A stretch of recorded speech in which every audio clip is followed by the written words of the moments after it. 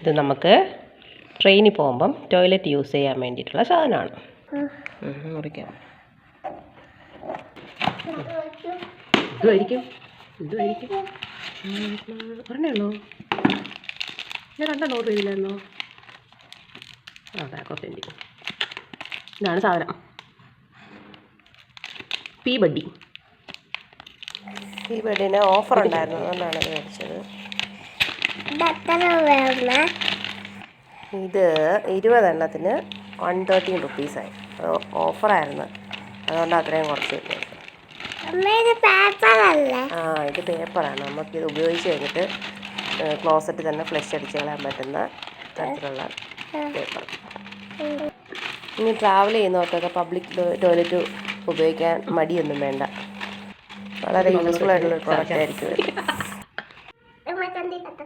എന്താ പറ്റത്തില്ല? അഴിക്ക് പറ്റത്തില്ല.